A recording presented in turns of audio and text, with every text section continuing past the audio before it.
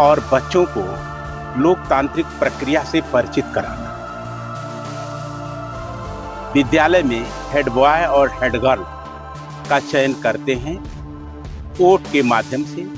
जिस तरह से हमारे संसदीय प्रणाली में वोटिंग सिस्टम है और कौन रनर रहा कौन विनर रहा है, तो जो मेरा उद्देश्य इसमें है कि बच्चों को स्वस्थ लोकतांत्रिक प्रक्रिया से परिचित कराएं। एक तो नोटा का और दूसरा वोट ऑफ रिकॉल।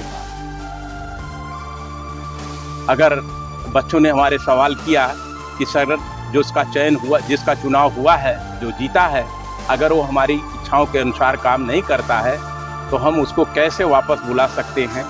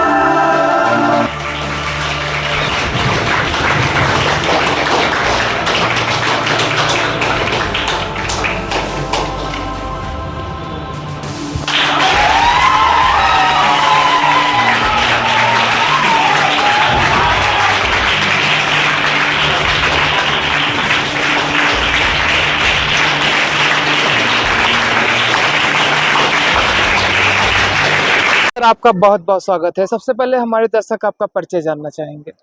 मैं प्रोफेसर एसपी चौधरी, प्रबंधक RD surmount international school, Amhat बस्ती। आज सर बच्चों की ऐतिहासिक जीत हुई है। आपने जो ये चुनाव कराया विद्यालय परिवार में, कुछ लोग जीत की खुशी भी मना रहे हैं और कुछ हारे भी हुए हैं, तो ऐसे में आप क्या कहना चाहेंगे?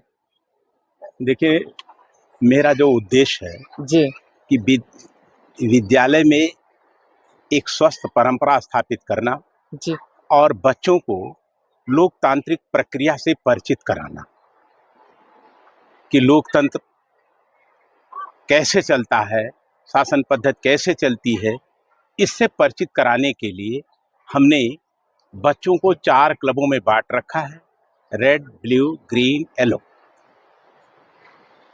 और इसी के साथ साथ विद्यालय में हेड बॉय और हेड गर्ल का चयन करते हैं वोट के माध्यम से। जिस तरह से हमारे संसदीय प्रणाली में वोटिंग सिस्टम है, ठीक वही सिस्टम यहाँ भी अडॉप्ट किया गया है। कल ही नॉमिनेशन हुआ, आज उनको प्रचार करने का भरपूर मौका दिया गया और इंटरवल में वोटिंग करा करके देखा गया कि कौन बच्चा किस कैपेसिटी का है, कितना लोकप्रिय है। तो हमारे भी प्रिंसिपल साहब ने डिटेल बताया है किसको कितना मत प्राप्त हुआ है और कौन रनर रहा कौन विनर रहा है। तो जो मेरा उद्देश्य इसमें है कि बच्चों को स्वस्थ लोकतांत्रिक प्रक्रिया से परिचित कराएं, क्योंकि बच्चे जब चुनाव होता है तो अक्सर उनकी एक जिज्ञासा होती है कि बूथों के आगे पीछे जा कर के देखते हैं कि वोट कैसे डाला जा रहा है, वोट कैसे पड़ता है और क्या प्रक्रियाएं अडॉप्ट की जाती हैं। तो मैं उन सारी प्रक्रियाओं से बच्चों को परिचित कराने के लिए यहाँ ये व्यवस्था किया हूँ और आज बड़ा खुशनुमा माहौल है। आज संयोग से हिंदू धर्म के अनुसार नाग पंचमी का त्यौहार है, जिस त्यौहार को हम खुशी खुशी मनाते हैं। तो इसीलिए इस दिन का चयन किया गया है ताकि हम खुशी खुशी माहौल में एक बच्चों को खुशनुमा माहौल दे सकें। और ये प्रक्रिया अपनाते हुए आज का जो रिजल्ट रहा है, केवल हमारा उद्देश्य बच्चों को परिचित कराना रहा है। इसमें 2 बातें और अभी हमको ऐड करना है। जी बिल्कुल सर। एक तो नोटा का और दूसरा ओट ऑफ रिकॉल का। अगर बच्चों ने हमारे सवाल किया कि सर जो उसका चयन हुआ, जिसका चुनाव हुआ है, जो जीता है, अगर वो हमारी इच्छाओं के अनुसार काम नहीं करता है तो हम उसको कैसे वापस बुला सकते हैं। तो इसकी भी व्यवस्था के लिए आगे हम सोचेंगे कि रिकॉल सिस्टम भी लाया जाए वोटिंग के माध्यम से, जिससे हम रिकॉल कर सकें। और इसके पीछे एक पर्पस है। देखिए, ये विद्यालय सीबीएसई बोर्ड से इंटरमीडिएट तक साइंस एंड आर्ट स्ट्रीम में एफिलेटेड स्कूल है। इसका एफिलेशन नंबर भी है और इसका स्कूल कोड भी है। ये 2017 से विद्यालय मान्यता प्राप्त ढंग से चल रहा है और प्रगति के मार्ग पर काफ़ी अग्रसर है। खुशनुमा माहौल भी यहाँ है। ऐसा परिवेश बहुत कम विद्यालयों में देखने को मिलता है कि खुला वातावरण हो, शैक्षणिक परिवेश हो, भीड़ भाड़ से दूर हो। और इसीलिए विद्यालय की स्थापना का जो उद्देश्य है कि कुआनो नदी के तट को चुना गया, और इस कुआनो नदी के तट के चुनने के पीछे मेरा एक उद्देश्य था। एक कवि बस्ती में हुए हैं, अंतर्राष्ट्रीय ख्यात के कवि डॉक्टर सर्वेश्वर दयाल सक्सेना। उन्होंने एक कविता लिखा है कुआनो नदी, और उस कुआनो नदी का वर्णन करते हुए उन्होंने कहा है कि मेढक टर टर बोल रहे हैं, शायद बरसात आ गया है और कुआनो नदी में बाढ़ आ गया होगा। तो इस वेदना से पीड़ित होकर के मैंने इसी तट का चयन किया कि जो सर्वेश्वर दयाल सक्सेना ने कल्पना किया था अपनी कविता के माध्यम से। यद्यपि सर्वेश्वर दयाल सक्सेना ने अपनी कविता के माध्यम से कुआनो नदी के माध्यम से उन्होंने ये बताने का प्रयास किया था कि गरीबी कैसी है गाँव में। जी सर। उद्देश्य तो वहाँ उनका ये था गरीबी का को दर्शाना, लेकिन साथ ही साथ उन्होंने इंगित किया था कि कुआनो जाने का मतलब है किसी की को जलाने के लिए जाना। लेकिन मैं उसको बदलना चाहता हूँ, उस लीक से हट करके कि कुआनो जाने का मतलब अच्छा ज्ञान प्राप्त करके आना है। उस कलंक को मैं मिटाना चाहता हूँ।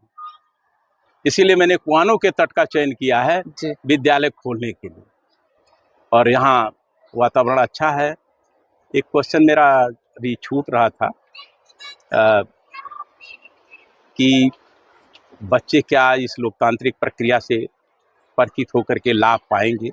तो सीबीएसई बोर्ड के कैरिकुलम में ये सारे चीज़ों का वर्णन है। साथ ही साथ सीबीएसई बोर्ड जो है तमाम कमेटियों को फॉर्म करना पड़ता है सीबीएसई बोर्ड में, जैसे grievance committee for parents, grievance committee for students, grievance committee for teachers, grievance committee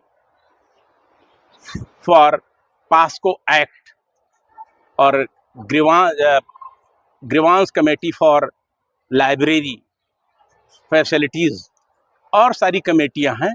उन कमेटियों में टीचर भी होता है।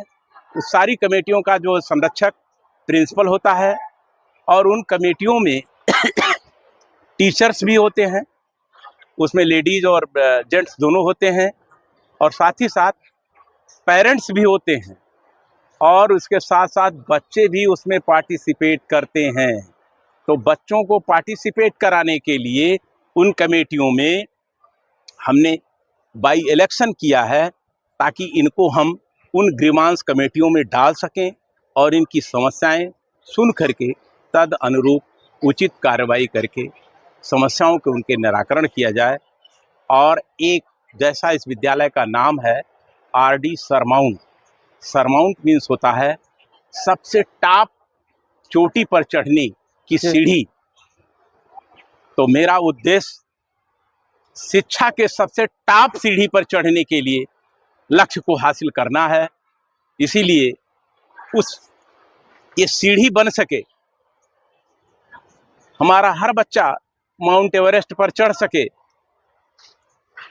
शिक्षा के माउंट एवरेस्ट पर चढ़ सके, इसीलिए प्रयास मैंने किया है। नाम डाला है सरमाउंट, और शायद बहुत कम लोगों को पता होगा कि सर ने क्यों सरमाउंट डाला।